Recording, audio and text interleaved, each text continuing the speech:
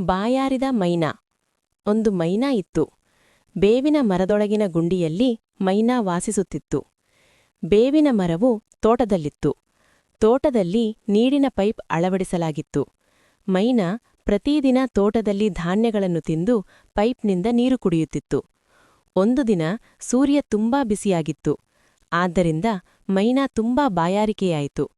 ಮೈನಾ ಪೈಪ್ಗೆ ಹಾರಿ ಅದರ ಮುಂದೆ ತನ್ನ ಕೊಕ್ಕನ್ನು ಚಾಚಿತು. ಆದರೆ ಅಲ್ಲಿ ಒಂದು ಹನಿ ನೀರಿರಲಿಲ್ಲ. ಪೈಪ್ ಒಣಗಿತ್ತು.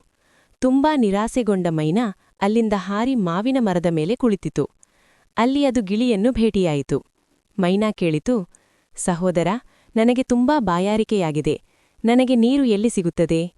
ಗಿಳಿ ಉತ್ತರಿಸಿತು, ಸಮೀಪದ ಜಾಮೂನ್ ಮರದ ಕೆಳಗೆ ಒಂದು ಜಗ್ಗಿದೆ. ಜನರು ಅದರಿಂದ ನೀರು ಕುಡಿಯುತ್ತಾರೆ. ಸಮೀಪದ ಹಳ್ಳದಲ್ಲಿ ಸ್ವಲ್ಪ ನೀರು ಸಂಗ್ರಹಿಸಲಾಗಿದೆ. ಬನ್ನಿ, ಹೋಗಿ ಕುಡಿಯೋಣ. ಮೈನಾ ಮತ್ತು ಗಿಳಿ ಜಾಮೂನ್ ಮರಕ್ಕೆ ಹಾರಿದವು. ಮರದ ಕೆಳಗೆ ಒಂದು ಹೂಜಿ ಇದ್ದರೂ ಅದರಲ್ಲಿ ನೀರಿರಲಿಲ್ಲ. ಹತ್ತಿರದ ಹಳ್ಳವೂ ಒಣಗಿತ್ತು. ಅಲ್ಲಿ ಅವರು ಜಾಮೂನ್ ಮರದಲ್ಲಿ ಪಾರಿವಾಳವನ್ನು ನೋಡಿದರು. ಮೈನಾ ಪಾರಿವಾಳವನ್ನು ಕೇಳಿತು, ಪಾರಿವಾಳ ಸಹೋದರ, ನಮಗೆ ತುಂಬಾ ಬಾಯಾರಿಕೆಯಾಗಿದೆ. ಕುಡಿಯಲು ನಮಗೆ ನೀರು ಎಲ್ಲಿಂದ ಸಿಗುತ್ತದೆ? ಪಾರಿವಾಳ ಹೇಳಿತು, ಆ ಕೆಂಪು ಇಟ್ಟಿಗೆ ಮನೆ ನಿಮಗೆ ತಿಳಿದಿದೆಯೇ? ಪ್ರತಿದಿನ ಒಬ್ಬ ಮಹಿಳೆ ಅದರ ಅಂಗಳದಲ್ಲಿ ಬಟ್ಟೆ ಹೊಗೆಯುತ್ತಾಳೆ. ಅಲ್ಲಿ ನೆಲದ ಬಿರುಕುಗಳಲ್ಲಿ ನೀರು ಸಂಗ್ರಹವಾಗುತ್ತದೆ. ಬನ್ನಿ, ಅಲ್ಲಿಗೆ ಹೋಗಿ ನೀರು ಕುಡಿಯೋಣ. ಮೈನಾ, ಗಿಳಿ ಮತ್ತು ಪಾರಿವಾಳ ಒಟ್ಟಿಗೆ ಇಟ್ಟಿಗೆ ಮನೆಗೆ ಹಾರಿದವು. ಆದರೆ ಬಟ್ಟೆ ಒಗೆಯುವ ಮಹಿಳೆ ಹೊರಟು ಹೋದಳು. ನೆಲದ ಬಿರುಕುಗಳಲ್ಲಿ ಸಂಗ್ರಹವಾಗಿದ್ದ ನೀರು ಕೂಡ ಒಣಗಿತ್ತು. ಗಿಳಿ ಚಿಂತಿತಳಾದಳು. ನಾನೀಗ ಏನು ಮಾಡಬೇಕು? ಮೈನಾ, ನನಗೆ ಇನ್ನೂ ಬಾಯಾರಿಕೆಯಾಗಿದೆ ಎಂದು ಹೇಳಿತು. ಪಾರಿವಾಳ, ಬನ್ನಿ, ಬೇರೆಡೆಗೆ ಹಾರಿ ನೀರು ಹುಡುಕೋಣ. ಮೈನಾ, ಗಿಳಿ ಮತ್ತು ಪಾರಿವಾಳ ಎಲ್ಲವೂ ಒಟ್ಟಿಗೆ ಹಾರಿದವು. ಸ್ವಲ್ಪ ಸಮಯದ ನಂತರ ಅವು ಒಂದು ರಾಜಮರದ ಮೇಲೆ ಕುಳಿತವು. ಅಲ್ಲಿ ಅನೇಕ ಗುಬ್ಬಚ್ಚಿಗಳು ಕುಳಿತಿದ್ದವು. ಅವರೆಲ್ಲರೂ ಸಂತೋಷದಿಂದ ಚಿಲಿಪಿಲಿ ಮಾಡುತ್ತಿದ್ದರು. ಸೆರ್ ಸೆರ್ ಸೆರ್ ಎಂದು. ಪಾರಿವಾಳ ಗುಬ್ಬಚ್ಚಿಗಳ ಬಳಿಗೆ ಹೋಗಿ, ಗುಬ್ಬಚ್ಚಿಕೂ ಗುಬ್ಬಚ್ಚಿಕೂ ಎಂದು ಕೇಳಿತು. ಹೇ ಗುಬ್ಬಚ್ಚಿಗಳೇ, ನೀವೆಲ್ಲರೂ ಇಂದು ತುಂಬಾ ಸಂತೋಷವಾಗಿದ್ದೀರಿ.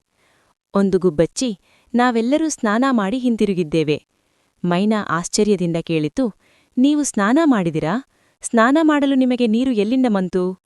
ಗುಬ್ಬಚ್ಚಿ, ಅಲ್ಲಿ ನೋಡಿ, ನನ್ನೊಂದಿಗೆ ಬನ್ನಿ ಎಂದು ಹೇಳಿತು. ತೋಟವು ಅನೇಕ ಮಡಕೆಗಳಲ್ಲಿ ಹೂಗಳಿಂದ ತುಂಬಿತ್ತು ಮತ್ತು ಹತ್ತಿರದಲ್ಲಿ ಅನೇಕ ಪೊದೆಗಳು ಬೆಳೆದವು. ಪೊದೆಗಳ ನೆರಳಿನಲ್ಲಿ ನೀರಿನಿಂದ ತುಂಬಿದ ದೊಡ್ಡ ಮಣ್ಣಿನ ಮಡಕೆಯಿತ್ತು. ಗಿಳಿ ಉತ್ಸಾಹದಿಂದ ಕೂಗಿತು, ನೋಡಿ ನೋಡಿ, ಮಡಕೆಯಿಂದ ಹೂಪೋ ಕುಡಿಯುತ್ತಿದೆ. ಪಾರಿವಾಳ, ಅಳಿಲು ಕೂಡ ಇದೆ. ಮೈನಾ, ಈ ಮಡಕೆಯನ್ನು ಅಲ್ಲಿ ಯಾರಿಟ್ಟರು? ಗುಬ್ಬಚ್ಚಿ ಉತ್ತರಿಸಿತು, ಒಬ್ಬ ಚಿಕ್ಕ ಹುಡುಗ ಅದನ್ನು ಅಲ್ಲಿಡುತ್ತಾನೆ. ಅವನು ಪ್ರತಿದಿನ ಅದನ್ನು ತುಂಬಿಸುತ್ತಾನೆ. ಮೈನಾ, ಗಿಳಿ ಮತ್ತು ಪಾರಿವಾಳ ಎಲ್ಲವೂ ಒಟ್ಟಿಗೆ ಹಾರಿ ಮಡಕೆಯ ಅಂಚಿನಲ್ಲಿ ಕುಳಿತವು. ಅವರು ಸಂತೋಷದಿಂದ ತಮ್ಮ ಕೊಕ್ಕುಗಳನ್ನು ಶುದ್ಧ, ತಂಪಾದ ನೀರಿನಲ್ಲಿ ಅದ್ದಿ ತಮ್ಮ ಹೃದಯಕ್ಕೆ ತೃಪ್ತಿಯಾಗುವಷ್ಟು ಕುಡಿದರು. ಪ್ರತಿಭಾನಾಥ್.